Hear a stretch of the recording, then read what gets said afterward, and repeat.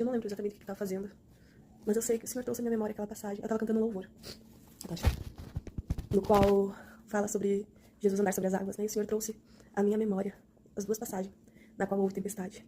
A primeira vez que houve uma tempestade, Deus provou a fé dos discípulos e Jesus estava junto com eles no barco.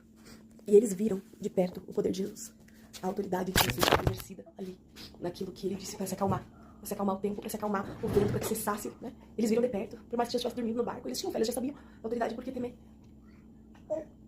E eles foram reprovados naquela prova. Eles foram reprovados porque eles não creram, eles não confiaram. Então houve uma segunda vez, onde eles foram provados de novo. Eles estavam dessa vez sozinhos no barco, era um outro nível de provação.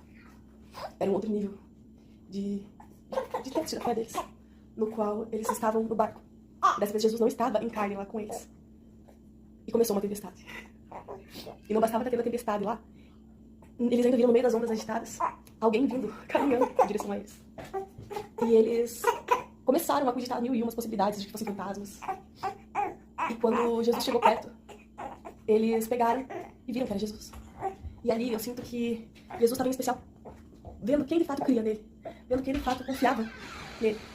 E Pedro, no meio de tudo aquilo, ele esticou a mão, saiu do barco e se dispôs, né? Porque ele estava focado, ele estava com os olhos firmes em Jesus.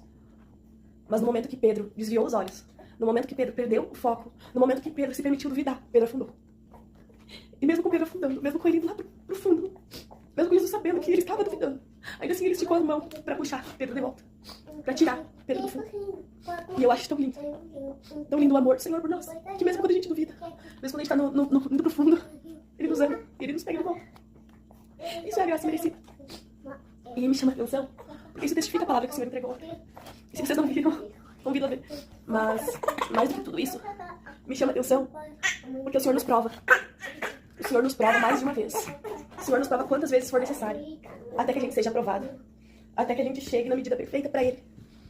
Não acima daquilo que é a nossa capacidade, mas dentro daquilo que é necessário para que a gente passe para o próximo nível. Então é isso. Deus é lindo. Ele nos ama e Ele nos conhece. E a graça. E a graça merecida aqui no meio das nossas provações. Aqui no meio daquilo que... Ele dá licença. Aqui no meio daquilo que é uma tempestade, nos sustenta e nos traz de volta. É isso, pessoal.